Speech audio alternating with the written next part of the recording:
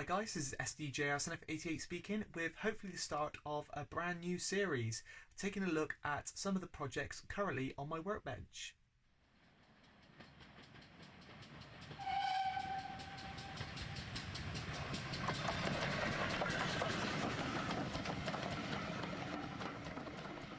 So first project on the workbench today is this. It is going to be a ROD Baldwin 060 saddle tank, and this really started off life as a completely different kit. It is actually, believe it or not, a real world series. I believe that's what RWS stands for. Percy from Thomas the Tank Engine. Now this is a 3D print created by a chap called Gavin. I'll pop a little link to his Shapeways page and of course his blog below. But basically I stumbled across his project by accident, and I've been trying to find a model or a kit that bared a number of resemblances to this ROD Baldwin saddle tank. And when I saw this kit, I instantly sort of took a double take, because I thought it actually was at first. But it is actually based on Percy, which of course was a Avonside saddle tank, and it bared a number of similar resemblances, and I thought, oh, I'll get in contact and see what he says. So I got in contact with Gavin and he talked me through the kit, and I explained what I was going to do with it, and he said, yeah, it sounds an interesting project. You send over some pictures to see what so I can see what you come up with. And anyway, this is it. A very, very quick service. The kit arrived very, very quickly. He actually printed it specially off for me, because I don't think he carried stock at the time, so he actually printed this one off, and I was amazed. It took about 1 or 2 days and the parcel arrived, and I got started. So as you can see, first thing I did was chop the bunker off. Percy comes with quite a high-sided square bunker, so I chopped it down in height by about a third, and I chopped off the rear and gave it this sort of angled edge, much like the one that I've seen in the pictures. Now I've used my book, which I've used for a lot of my ROD projects, which is Lines Behind the Western Front. I'll see if I can find a link to a website that sells this book, but if you are modelling World War I railways and the ROD, it really is an amazing guide. And when I got that book at the Peterborough show, I couldn't believe the amount of pictures and information that book had about the railway operating division, and it's been the inspiration behind pretty much all of my ROD renumbering projects, and especially these kit builds that I'm now starting to do, or these kit bashes that I'm starting to do now. So anyway, in the book there were about 4 or 5 pictures of this locomotive. I wouldn't have known the locomotive had even existed if it wasn't for that book. But anyway, luckily there was a number of pictures taken from the rear, so I could sort of get the shape of this bunker and of course the shape of the cab. I had to chop down a bit of this side door as well, this side panel here, from the original Percy shape. And one of the most noticeable things you'll notice missing is of course the running plate. Being an American locomotive, it doesn't have a running plate, so that went. It's a really, really well printed 3D print, so as you can see there, a lot of the structure actually was in the saddles anyway, so I was a bit worried when I removed that at first whether the structural strength would be lost, but thankfully I can say it isn't. So next thing I did was I moved the water filler cap from the centre to the front. I then added these 2 domes. Now these 2 domes are the Sander domes, which you see on quite a lot of American locomotives, and these, believe it or not, are actually the tips off of a paintbrush. I was trying to find something that would be the correct size and shape of these domes, and when I was painting another model, I spotted the end of the paintbrushes look very, very similar in shape, so I cut the ends off some spare paintbrushes I had and glued them on, and they look perfect on there. Once they're painted up, of course, and sanded down, they'll look just right. You can see I've also drilled the hole in the side of the main dome for the hooter whistle, which of course will be fitted at a later date. Now, as mentioned, this is of course a rough representation, so there are a few things that are slightly different. First of all, there are the original sandboxes for the Avonside. These are going to stay on there for now, purely because, as you can see, they are part of the structural strength of the front of the running plate, and I don't want to weaken it anymore. Second of all, there should be a gap between the saddle and the cab. Now, I am tempted to maybe possibly have a go at trying to actually cut the cab off and put the sort of the firebox in, but we'll have to see. I know that it will be a big risk, because of course with the running plate now missing, once that is done, the new firebox will of course be the main thing that will be holding the model together. Now you're probably wondering what chassis this kit actually goes on. Now this, believe it or not, fits on a Hornby Peckett. So I've got a spare Peckett, one of the black Lily Shore Pecketts, and I was going to renumber it into ROD livery, but when I started this project I thought, well, the chassis, I'll just swap the chassis off that Peckett with this.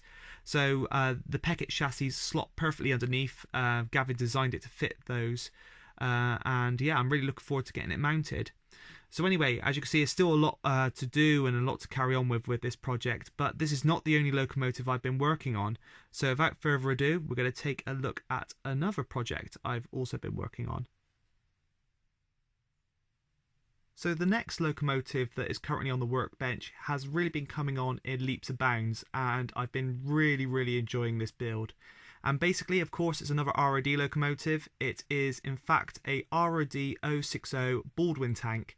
Now, not many people know about these, but there are a couple of pictures of these locomotives in service on the Western Front in the book Lines Behind the Western Front. Again, I highly recommend that book. It has been a lifesaver for all my ROD projects.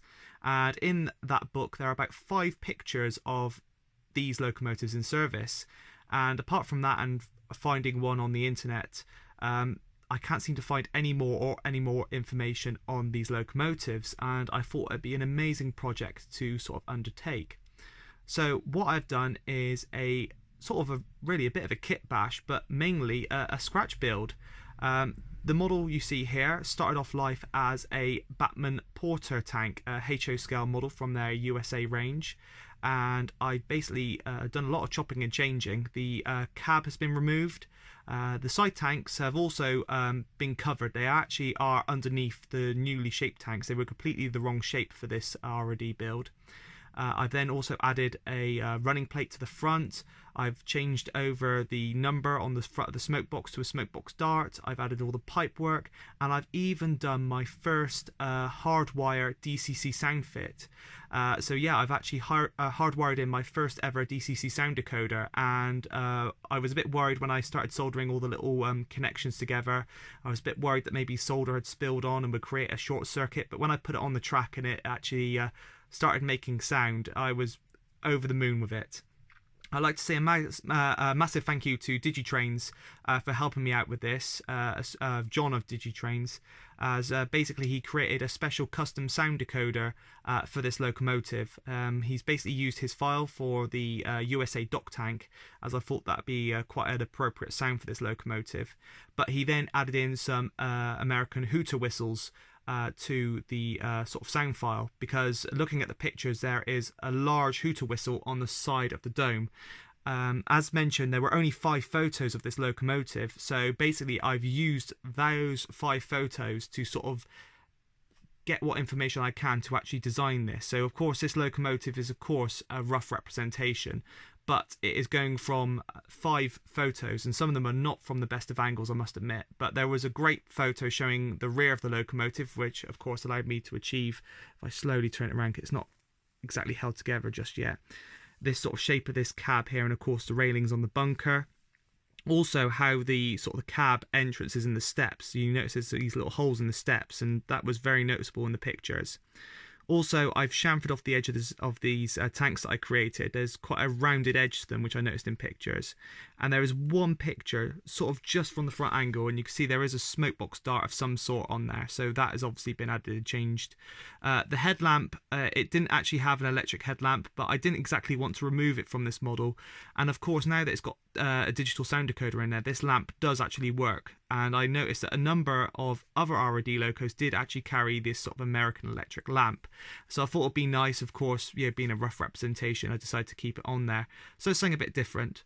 Of course, there's still a lot more to do on this. So main thing is obviously painting, and of course actually attaching the model together. The model does use the original screws that did come with the original model, so it should hold together quite nicely. But I've got some lamp irons on the way, which I've got to attach to the rear. There was one on the left and on the right, and there was also one in the centre between the 2 windows there. Then there was also 3 on the front, one where the lamp is, so I'm not going to bother with that one. But then there was also 2 on the front running plate by the looks of things, as well as a few bits of pipe work, which I've got to figure out where they went to. Once that's on, I'll then give the model a good coat of paint and put it into its ROD livery. So yeah, I'm very pleased with this, and do let me know what you think. I will hopefully try and insert a little clip of this model when I did a brief little test run of it when I first put the sound decoder in it, in fact a couple of hours ago before filming this clip. So yeah, do let me know what you think.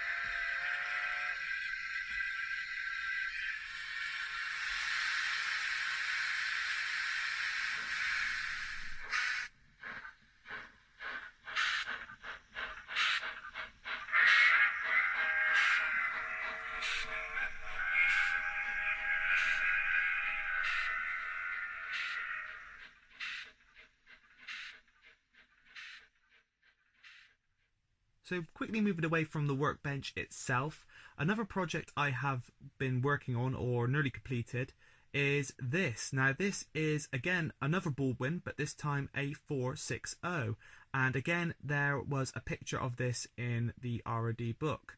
Now surprisingly there was only one picture of this locomotive. It really is a rare and interesting beast, and as soon as I saw it I thought that looks very similar to the Batman Baldwin 460.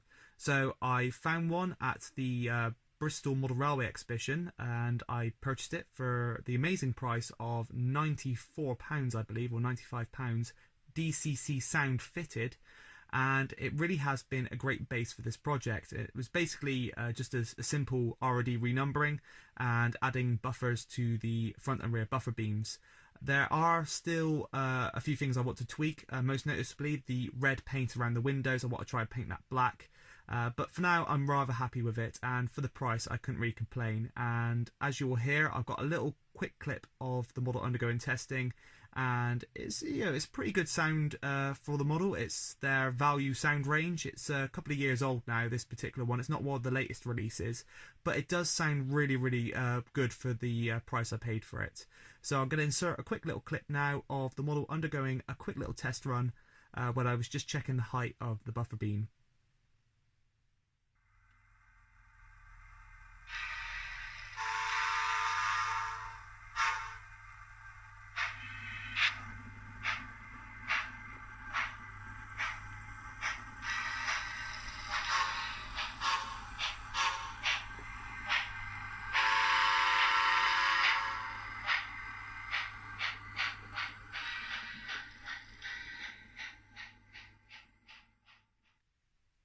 So as you've probably seen in quite a few of my recent videos, I've been installing digital sound into many of my locomotives, most recently the all-new Batman ROD 280, which I fitted with a digital sound file and decoder from Wheeltapper Sound. And as you can tell in that video, I'll pop a little link at the top of the screen now and in the description below.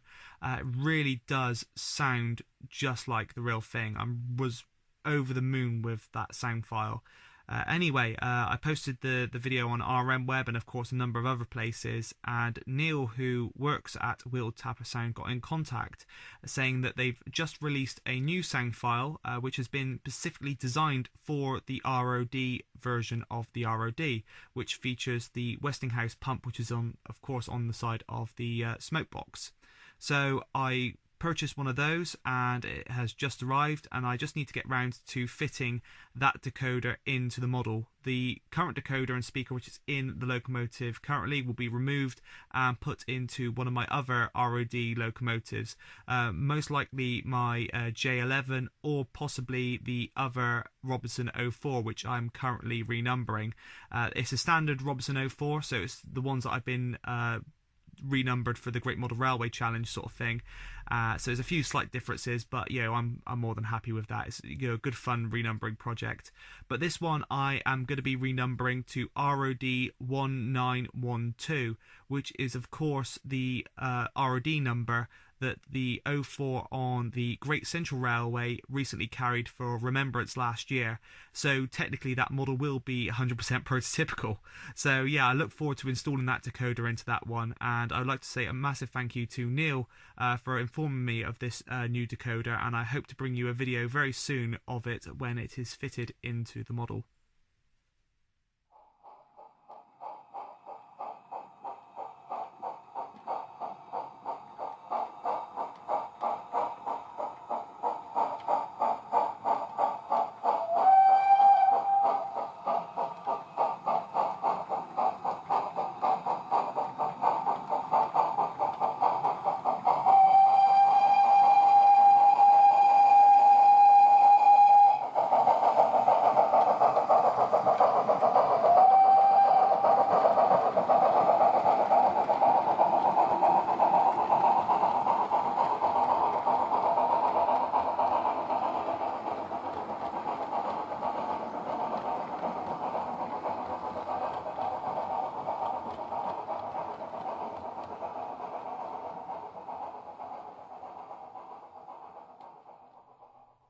So I guess that's all for this edition of Modelling Workbench. I hope you enjoyed what you see, and I do apologise if I've been waffling on a bit. As you can tell, there's been a lot to get through, and I've been working on a lot of projects behind the scenes, and I hope this gives you a good insight as to what's been going on and some of the exciting models that we'll hopefully see in future videos in the not too distant future.